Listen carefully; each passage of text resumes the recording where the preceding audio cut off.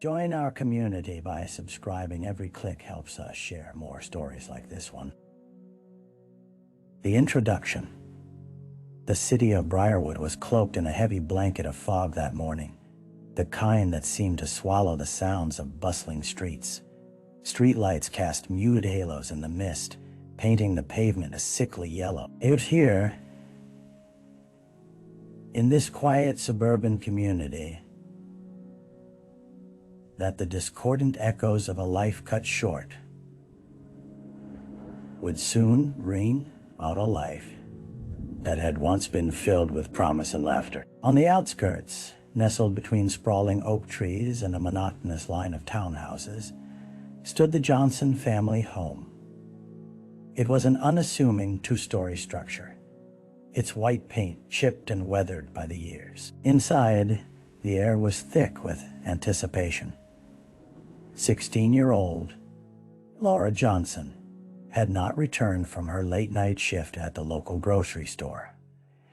It was a minor alarm at first, easily dismissed by her parents, Bill and Karen. Teenage independence had a way of stretching ordinary concerns. But as the fog hung unyieldingly in the air, so did an unease. Around the kitchen table, each tick of the clock echoed louder than the last. The walls, adorned with family photos, juxtaposed vibrant memories against the growing dread. What had begun as a typical night threatened to spiral into something far more sinister. With each passing hour, the phone remained silent, the doors still barred, and the only witness to Laura's absence was the pallid glow of her bedroom light, still flickering. The calm was deceptive, a prelude to the storm that would follow as the sun began to rise, bringing with it the dawning reality of a community forever changed. The victim. Laura Johnson was a bright spark in the lives of those who knew her.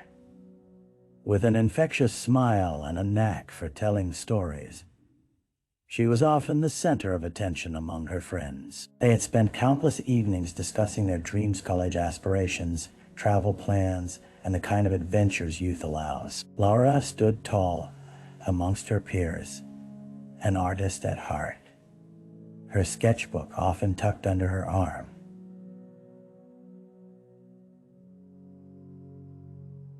Filled with illustrations, reflecting the world through her vivacious eyes. Just days before her disappearance, Laura had been particularly animated about an art contest at the local gallery, expressing her determination to create a piece that would resonate deeply with the judge. Those closest to her sensed she was on the cusp of something monumental.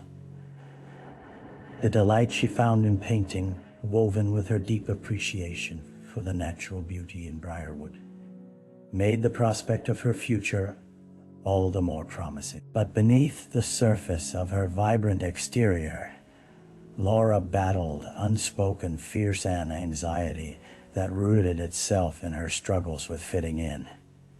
Compounded by the pressures of adolescence, she sometimes felt like an outsider. Friends may not have seen it, hidden beneath layers of laughter and light-hearted moments, but those who remained close whispered of a quieter side, one tinged with insecurity and a yearning for acceptance.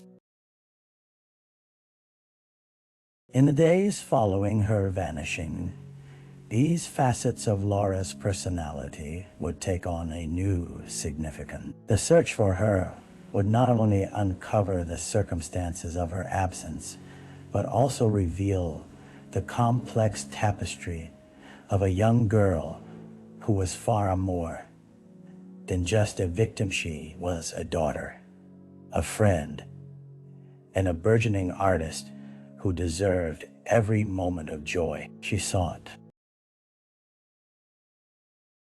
The crime scene. It was early dawn when the Briarwood police received the first frantic call from the Johnson family, an urgent plea resonating with a sense of dread. Their daughter was missing. Officers arrived at the Johnson residence, where the tension in the air was palpable, thick with uncertainty. Karen Johnson paced amidst the living room furniture, wringing her hands, while Bill stood at the doorway, his eyes filled with a storm brewing inside. A search was soon initiated. Officers combed through the neighborhood, calling for Laura, their voices weaving through the fog as they knocked on doors. But the sun continued to rise, revealing little more than the haunting shadows of the town. Nothing was out of place, yet everything felt wrong. It wasn't until that afternoon that the first significant lead emerged. A passerby, drawn by a faint thumping sound near a ravine at the outskirts of Briarwood, stumbled upon to be a discarded backpack nestled in a thicket. Dread swelled in the reporter's chest as they recognized it Laura's backpack. He immediately called the police, who quickly cordoned off the area. As investigators scoured the site, they uncovered more pieces of canvas strap, a splattering of paint, and a solitary sneaker among the underbrush. Each item seemed to draw an invisible line back to Laura, a devastating connection that tightened around the community like a noose. Tensions heightened as officers searched the encompassing woods, calling her name into the silence, their voices a desperate echo swallowed by the dense vegetation. The scene shifted subtly, the atmosphere thickening with an ominous cloud. It was now clear that this wasn't just a case of a teenager missing. Something darker loomed beneath the surface, demanding to be unearthed.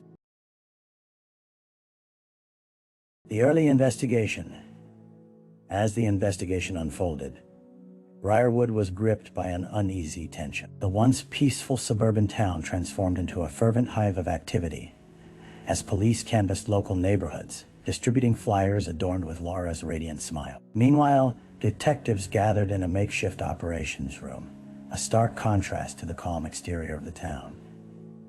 Inside, they pieced together every fragment they could find. Detective Sarah Mills, known for her keen intuition and dedication, led the charge. She meticulously combed through report after report, dissecting leads that appeared promising yet often led to dead ends. The police interviewed friends, acquaintances, and co-workers, delving into Laura's interactions and relationships. Who she spent time with, who might harbor resentment or jealousy. Amidst these inquiries, a disturbing pattern emerged. Laura's colleagues at the grocery store noted an unsettling interaction a few nights before her disappearance with a delivery driver named Jakia, part-time worker, who had recently been reported for inappropriate comments towards several girls. The mere mention of his name sent a chill through the station. Detective Mills felt a knot of dread form in her chest, wondering if the connection was significant. They located Jake's address, which led the team to a modest apartment complex. As they knocked on his door, a wave of uncertainty coursed through them.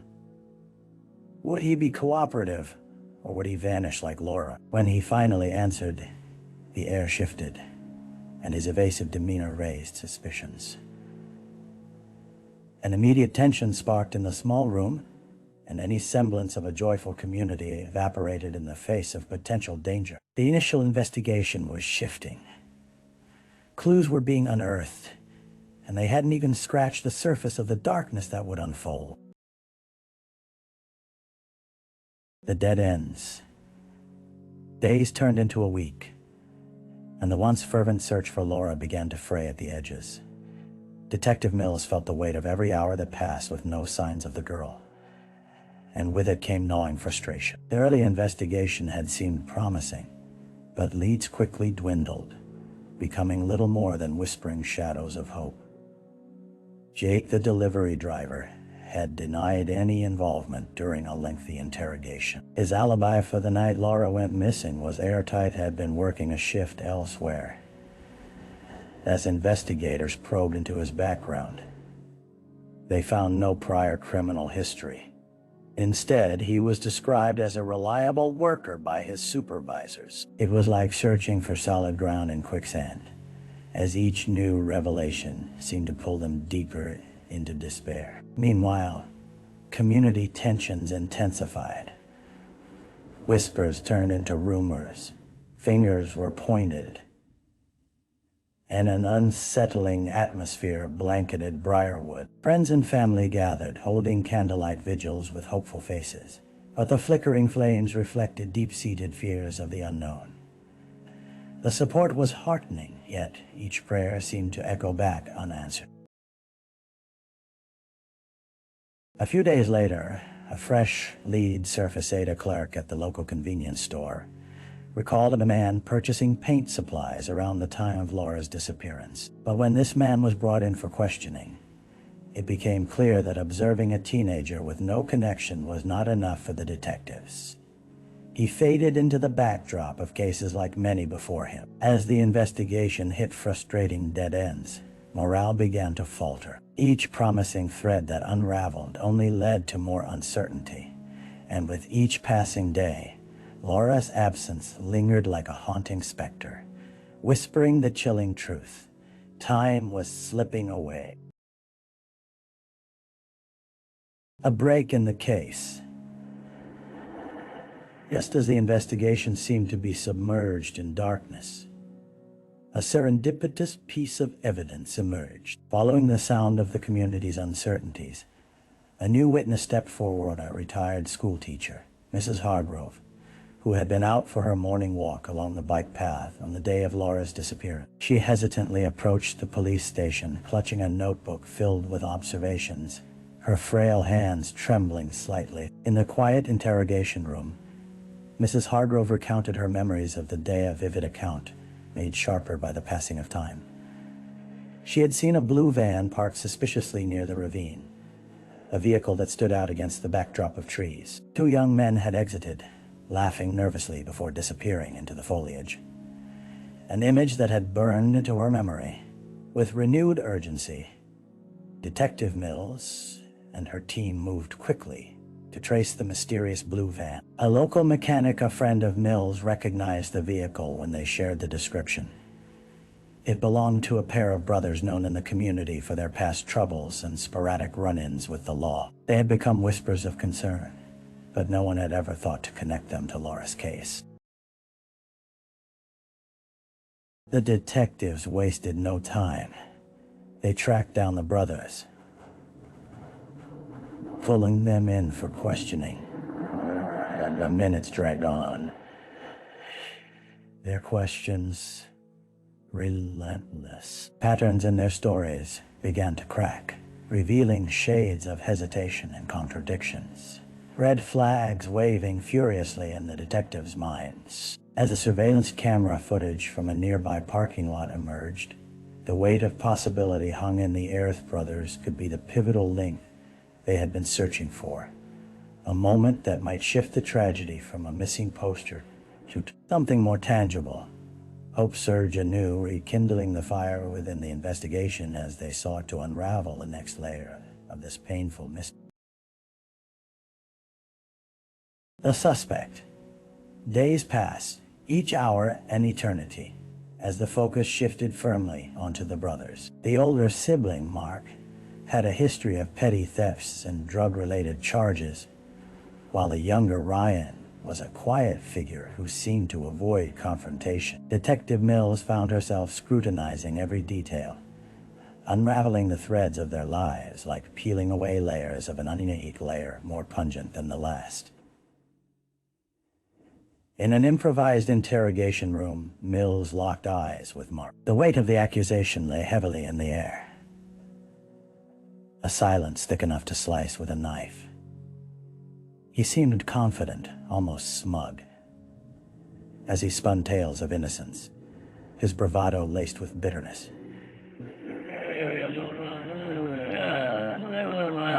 What? You think I'd have anything to do with that girl?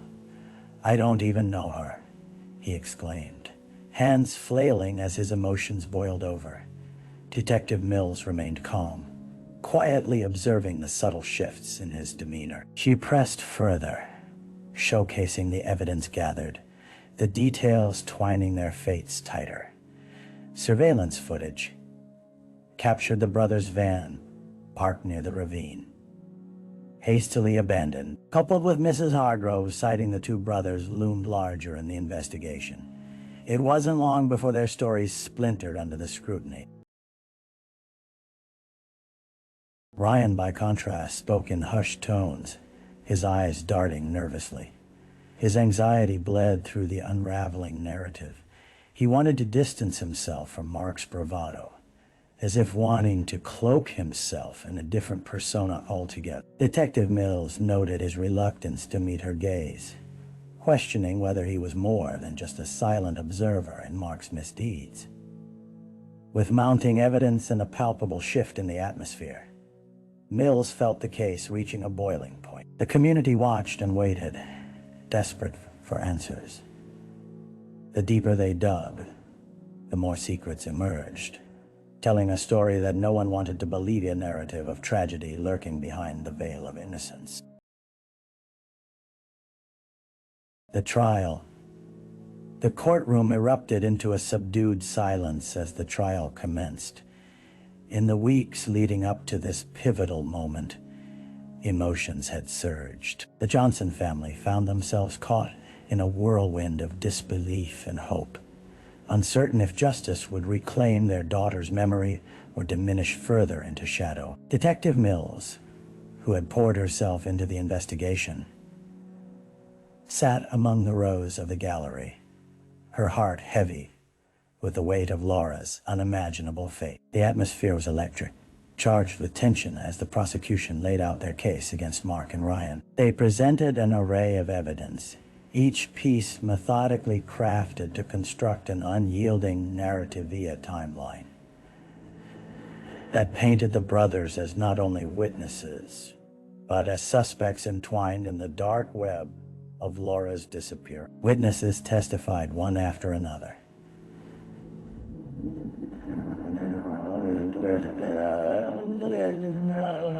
A retired school teacher, Mrs. Hargrove, filled the room with her unwavering conviction, recounting her observations and the anxiety that had gripped her since that fateful day. The courtroom felt smaller, the air thickening with every recollection of Laura's laughter. Echoed in the gallery, her absence felt painfully tangible. As the defense took the stage, Mark's brash demeanor resurfaced. He dismissed accusations as fabrications, cleverly portraying himself as a victim of circumstance. "They want someone to blame," he declared, his eyes flickering defiantly toward the jury. Ryan, more subdued, appeared trapped within the storm, built, unspoken, but embodied in his twitching hands. The trial stretched on, days morphing into weeks, as the search for justice collided with the brothers' struggles to defend their shattered lives. The jury deliberated, a fragile glimmer of hope, intertwined with the gnawing uncertainty that lingered over the family. Finally, the verdict was announced, resonating sharply through the courtroom. A collective breath was held, hearts pounding, as the judge revealed the outcome. With it came the uneasy understanding that while justice might be served, the scars of loss would remain etched firmly in the fabric of Briarwood. The aftermath. The verdict echoed through the quiet halls of the Briarwood court, the weight of it settling heavily on the community. For the Johnson family, it felt as though a door had closed, yet in its wake, another had swung wide open, unfurling a labyrinth of grief that would take years to navigate. The proceedings had provided a semblance of justice, but not a solution to the ache lingering in their hearts. In the weeks following the trial, Laura's absence grew more pronounced, a haunting silence filling the void left behind. Her parents, navigators of this newfound grief, struggled to find a way forward. Bill often sat on the porch, staring out into oblivion, while Karen filled Laura's room with flowers each bloom, a mute reminder of her daughter's laughter, of conversations that would never again weave through the fabric of their family life. Briarwood, once a haven of tranquility, hummed with an underlying tension. The community attempted to rally, to reclaim a shattered sense of safety. But the memories of those fateful days lurked behind every corner. Vigils continued, not out of hope, but a solemn remembrance of what they had lost. Fragments of Laura's life, scattered throughout the town, transformed it into a bittersweet shrine, her smile now juxtaposed against the loss so profoundly felt. Detective Mills remained a prominent figure in the investigation, yet the case had become a mirror reflecting her own tenacity as well as her fragility. She visited the Johnsons often, listening to their stories about Laura, hoping to keep her spirit alive amid the fog of sorrow. They shared sweet memories as well as tales of laughter that made her feel, if only for a fleeting moment, that the world would right itself again. As seasons changed and dawns unfolded into dusk, the town began the long journey of healing, grappling with the permanence of their shared tragedy. Laura's legacy pushed them forward, urging them to hold on to the light she had once brought into their lives, ever reminding them of the preciousness of those fleeting moments. Reflection. Briarwood had begun to redefine itself. The whispers of loss echoed through the streets like a chilling wind. Yet the community braced itself against that cold. Each resident wore the memory of Laura Johnson in their heart, a collective grief intertwining their narratives. Parks that had once echoed with laughter were now quiet sanctuaries where people gathered to remember, to honor a life that had been so abruptly stolen. As years passed, the weight of her absence shifted from one of shock to a quiet reverence. Karen began to work with local organizations dedicated to missing persons, her drive rooted in transforming sorrow into action. Bill found solace in volunteering, lending a hand to neighbors in need. His evenings steeped in tales of brighter days with Laura bittersweet balm that brought fleeting moments of comfort. For Detective Mills, the case had reshaped her career, grounding her in a resolve that rippled beyond the courtroom. Through every unsolved case that followed, she carried Laura's legacy. Her memory became a guiding beacon, reminding her that each investigation was not merely about solving a crime, but about restoring humanity to the individuals affected. In the sanctuary of Laura's garden, now tended by both parents, blooms flourished with vibrant hues. Spring had come, an eternal reflection of resiliency, imbuing the community with hope, entwined with remembrance, illuminating the everlasting bond between those who remained and the girl who would forever live in their heart.